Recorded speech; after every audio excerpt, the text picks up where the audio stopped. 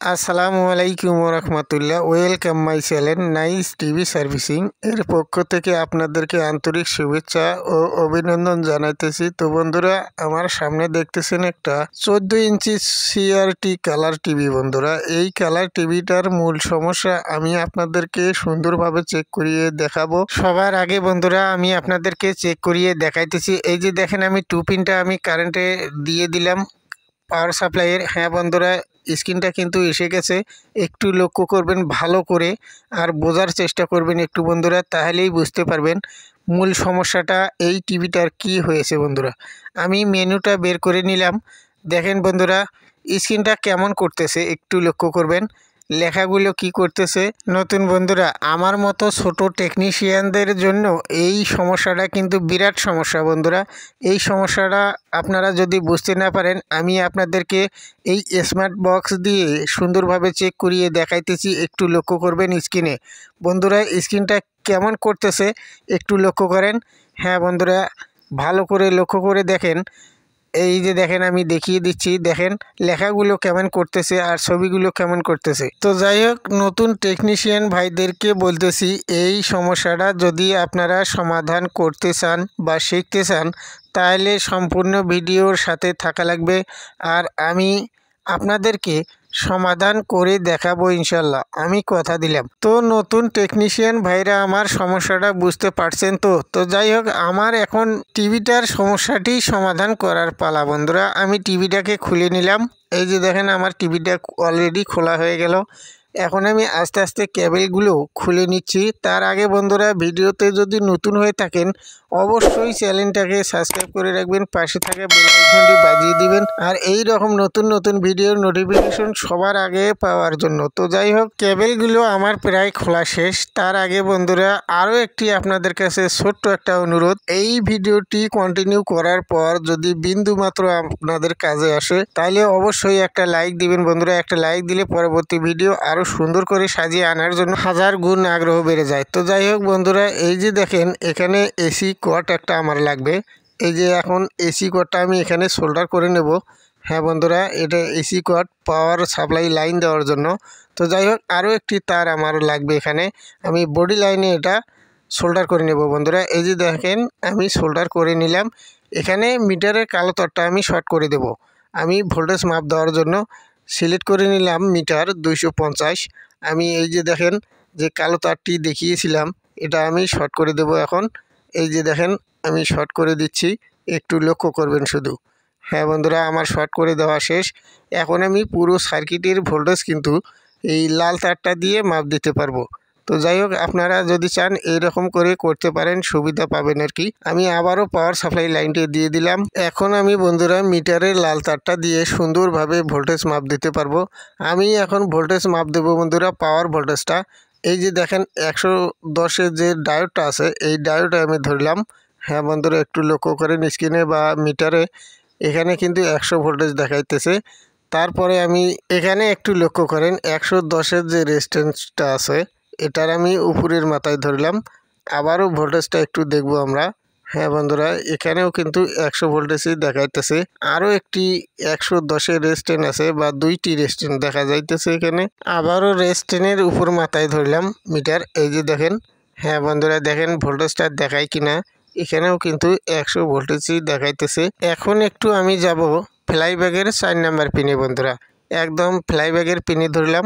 মিটারে দেখেন, একটু লক্ষ্য করবেন, এখানেও কিন্তু 100 ভোল্টেজই দেখাইতেছে। তো যাই হোক, এখন আমাকে যেটা করা লাগবে বন্ধুরা, আমি আউটপুট ট্রানজিস্টরে গেলাম।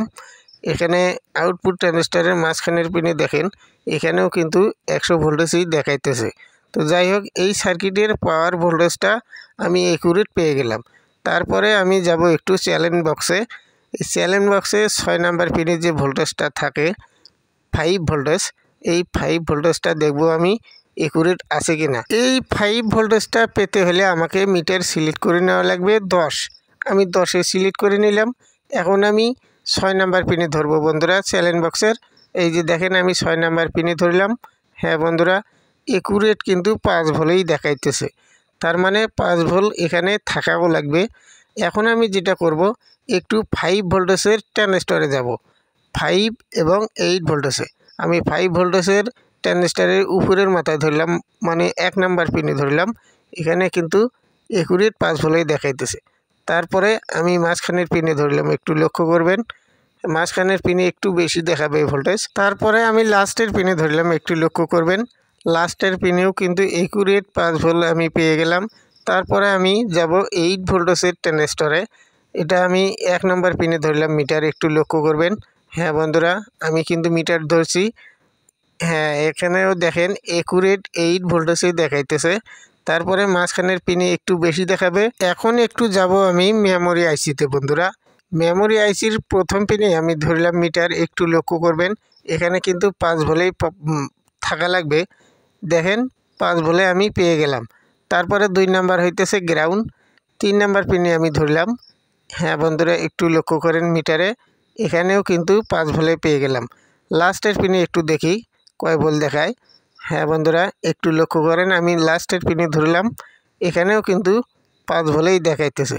তো যাই হোক, এখন আমি যেটা করব একটু, হ্যাঁ বন্ধুরা, আমি মিটার সিলেক্ট করে নেব 50। আমি 50 সিলেক্ট করে নেওয়ার পর একটু ভার্টিক্যাল সেকশনে যাব বন্ধুরা। ভার্টিক্যাল আইসিতে দেখব 1 নাম্বার পিনে কত ভোল্টেজ দেখায়, একটু লক্ষ্য করেন মিটারে লক্ষ্য করবেন বন্ধুরা। দেখেন একদম 27 ভোল্টই দেখাইতেছে। তারপরে আমি 3 নাম্বার পিনে যাব বা লাস্টের পিনে যাব, একটু দেখেন হ্যাঁ এখানেও কিন্তু 27 ভোল্টই দেখাইতেছে বন্ধুরা। আর একটি ভোল্টেজ আমার চেক করার বাকি আছে, সেটা হইতেছে ভার্টিক্যাল সেকশনের 1025 যে ক্যাপাসিটারটা, এই ক্যাপাসিটারে আমি ভোল্টেজ দেখব কত আসে। তো যাই হোক, আমি প্লাস পিনে ধরলাম মিটারটা, একটু লক্ষ্য করে দেখেন আমি প্লাস পিনে ধরছি, এখানে কিন্তু একুরেট 12 ভোল্ট আছে। তো যাই হোক 12 ভোল্ট কিন্তু থাকা লাগবে। এখন আমি যেটা করব, 110-এর ডায়োডের পরে যে ডায়োডটা আছে এটাতে আমি মিটার ধরলাম, এটা কিন্তু ভার্টিক্যাল সেকশনে আইসিতে চলে গেছে ভোল্টেজটা, এখানে 27 ভোল্টই দেখা যাচ্ছে। তো যাই হোক, পরের ডায়োডটাতে আমি ধরলাম 3 নাম্বার ডায়োডে। হ্যাঁ বন্ধুরা, দেখেন একটু লক্ষ্য করে দেখেন এখানে কিন্তু 12 ভোল্টেজ থাকা লাগবে বা 12 ভোল্টেজ আমি পেয়েও গেলাম। তারপরে আমি দেখব এই অডিও আইসিতে যে ভোল্টেজটা চলে গেছে, এই ভোল্টেজটা আমি দেখব কত ভোল্টেজ দেখায়।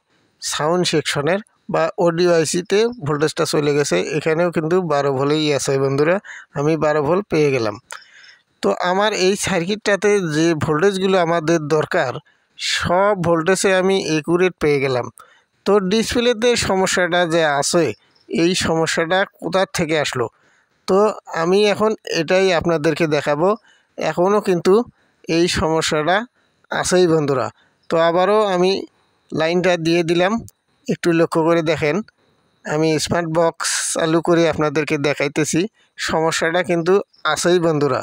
তো আমরা এই সমস্যাটা কিভাবে সমাধান করব? তাই বলে কি আমি এই টিভিটাকে চালাবো না বা টিভিটা ফেলে দেব? অবশ্যই সমাধান আছে বন্ধুরা। তার জন্য আপনাদেরকে ধৈর্য সহকারে আমার সাথে থাকা লাগবে, তাহলেই বুঝতে পারবেন যে সমস্যাটা কোন জায়গা থেকে বের হয়। আবারও একটু আমি আপনাদেরকে সার্কিটে নিয়ে যাব বন্ধুরা। এই যে দেখেন এখানে দেখা যাইতেছে ফ্লাইব্যাকটা, এই ফ্লাইব্যাকটি একদম কিন্তু চকচকা দেখা যাইতেছে। তো যাই হোক, এই ফ্লাইব্যাকটি আমি সর্বপ্রথম যেটা করব, এটা আমি এখন খুলে নেব। খুলে নেওয়ার পর আমি একটা এই জায়গায় নতুন লাগিয়ে দেখব। এই যে দেখেন টিসিএল কোম্পানির একটা আমি নতুন নিয়েছি, এই টিসিএল কোম্পানির ফ্লাইব্যাকটা আমি ওই জায়গায় লাগাবো। লাগার পর দেখব বন্ধুরা কি রেজাল্টটা আসে। তো যাই হোক, আমি খুলে নিচ্ছি ফ্লাইব্যাকটা। এই যে দেখেন আমি খুলে ফেললাম। হ্যাঁ বন্ধুরা, এখন আমি নতুনটা বসিয়ে দেব, যেভাবে বসা ছিল এইভাবেই আমি বসিয়ে দেব। তো যাই হোক, আমি ফ্লাইব্যাকটা বসিয়ে নিচ্ছি, তারপর ঝালাইয়ে যাব। হ্যাঁ বন্ধুরা, আমি ফ্লাইব্যাকটা বসিয়ে নিচ্ছি বন্ধুরা। এই যে দেখেন আমার বসানো কিন্তু শেষ। এখন আমি ঝালাইগুলোও ক্লিয়ার করলাম, এসটি ক্যাপটিও কিন্তু আমি বসিয়ে নিয়েছি বন্ধুরা। এখন আমি যেটা করে দেখাবো, আমি পাওয়ার সাপ্লাই লাইনটা আমি কারেন্টে দিয়ে দেব বন্ধুরা। তারপরে দেখা যাক কী রেজাল্ট আসে। একটু স্ক্রিনে যাব আমরা। হ্যাঁ বন্ধুরা, একটু লক্ষ্য করে দেখবেন আগের মতোই কিন্তু স্ক্রিনটা এসে গেছে। তো যাই হোক, সমস্যাটি একটু লক্ষ্য করে দেখবেন যে আগের মতো সমস্যাটি আছে কি না। হ্যাঁ বন্ধুরা, আমি মেনুটা বের করে নিলাম। দেখেন আগে কিন্তু লাফাইতো। হ্যাঁ বন্ধুরা, স্ক্রিনটা কিন্তু লাফাইতো, লেখাগুলো লাফাইতো। তো যাই হোক, আবারও স্মার্ট বক্সটি আমি চালু করে নিয়েছি। একটু কষ্ট করে লক্ষ্য করে দেখেন স্ক্রিনটাতে আগে যে লাফাইতো এই লাফানটা আছে কি না একটু লক্ষ্য করে দেখবেন, শুধু আপনাদের কাছে এটাই রিকোয়েস্ট। তো যাই হোক বন্ধুরা, ভিডিওটি কেমন লাগলো অবশ্যই কমেন্ট করে মতামত জানাবেন।